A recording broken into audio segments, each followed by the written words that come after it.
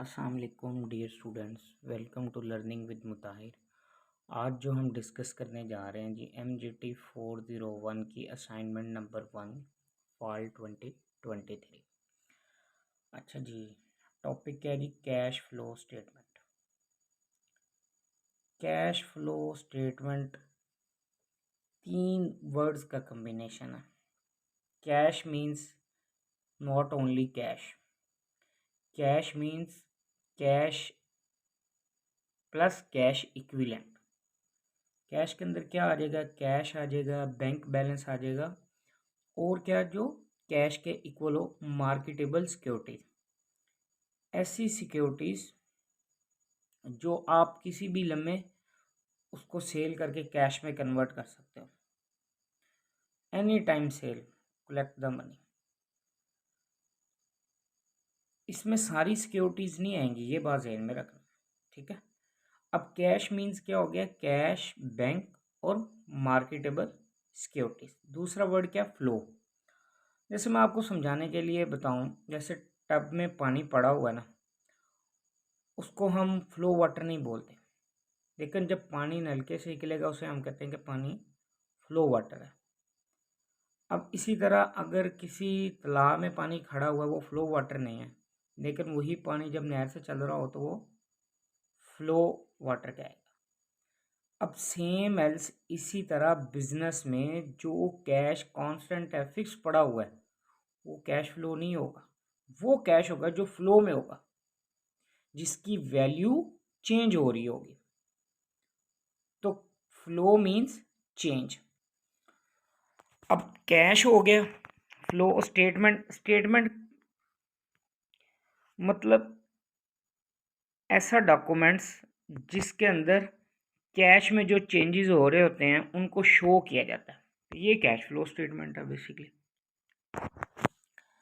अब ये financial statement आपके पास थी ना, एक आपके पास इनकम स्टेटमेंट, एक आपके पास बैलेंस शीट, तीसरी cash flow, change in equity, ठीक है, नोट्स। तो उसमें से आपके फाइनेंशियल स्टेटमेंट का एक पार्ट है कैश फ्लो स्टेटमेंट। अब यहाँ पे वो क्या कह रहा है जी कि लर्निंग ऑब्जेक्टिव ये है कि after going through the activity the student will be able to determine the cash flow from operating activities using indirect method.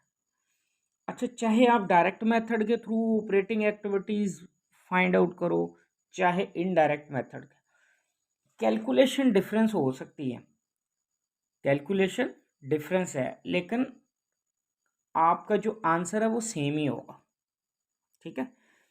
अच्छा, cash flow from operating activities indirect method में सबसे पहले क्या लिया जाता है? प्रॉफिट या लॉस ऑफ द बिजनेस। फिर उसके अंदर एडजस्टमेंट की जाती है जो नॉन कैश आइटम्स है। Non cash items, depreciation, depreciation के अगेंस्ट आपका कैश पे नहीं होता। फिर उसके बाद कोई आपका इनटेंजिबल एसेट्स है, उसकी कोई अमोर्टाइजेशन हुई है, या कोई आपका प्रीलिमिनरी एक्सपेंस आपने राइट ऑफ किया होता है, उसके अगेंस्ट भी कैश की पेमेंट नहीं होती, तो उनको एडजस्ट किया जाता है। कोई टैक्स के ऊपर प्रोविजन है वो ले लेंगे, ठीक है। फिर loss on sale of fix asset कोई होगा वो ले लेंगे, ठीक है। कोई जनरल रिजर्व को ट्रांसफर किया वो वाली अमाउंट ले लेंगे, ठीक है। इंटरम डिविडेंड कोई होगा तो वो भी ले लेंगे, ठीक है। ये सारी चीज़ों को हमने ऑलरेडी प्रॉफिट में से माइनस किया था, लेकिन एक्चुअल इसके अगेंस्ट कैश पे नहीं हुआ, तो इसलिए इसको हम प्रॉफिट आफ्टर टैक्स में या नेट प्रॉफिट में इन दो चीज़ों को दोबारा से क्या करेंगे? ऐड बैक करेंगे, ठीक है। फिर उसमें से आपने माइनस कर लेना profit on sale of fix asset. अगर कोई आपको प्रॉफिट हुआ है और अगर कोई प्रॉफिट फ्रॉम इन्वेस्टमेंट हुआ है तो वो भी ऐड हो जाएगा।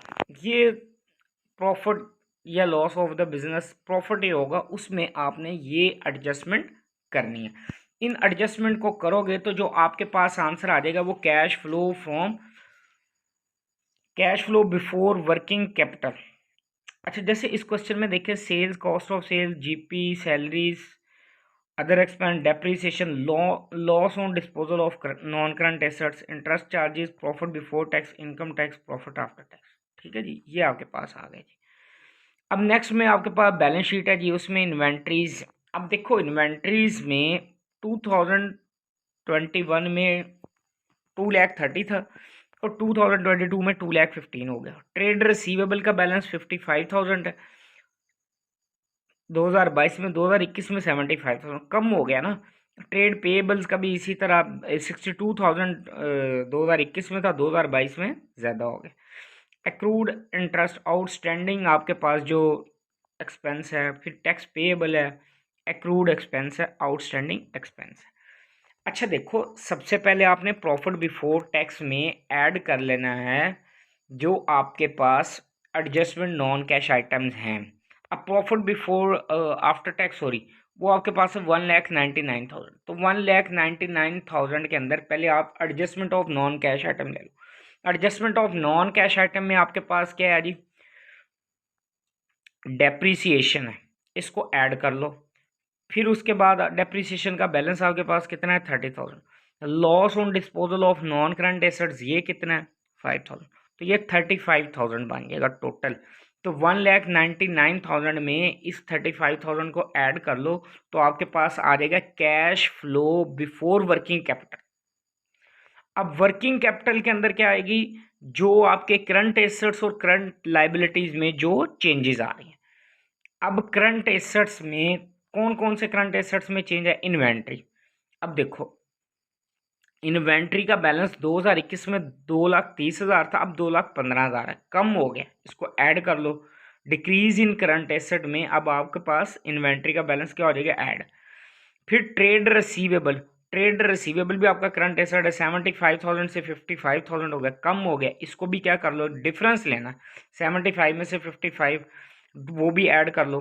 फिर उसके बाद क्या रहा है, ट्रेड पेएबल्स, भाई लाइबिलिटीज इंक्रीज हुई है यार, लास्ट ईयर 62,000 थी, अब 85,000 हो गई है, इंक्रीज हो गई है, इसको क्या कर लो, ऐड कर लो लाइबिलिटीज को। फिर उसके बाद कह रहा है एक्रूड आउ इंटरेस्ट चार्जेस, आउटस्टैंडिंग जो आपके पास इंटरेस्ट है, एक्सपेंस है, पहले ये लाइबिलिटी है, पहले 11,800 था, अब 14,000 हो गया, इसको भी क्या कर लो, डिफरेंस लो, ऐड कर लो। फिर है जी आपके पास टैक्स पेएबल, टैक्स पेएबल का बैलेंस भी, लाइबिलिटीज का बैलेंस भी क्या हुआ, इंक्रीज हुआ है, इसको भी ऐड कर लो।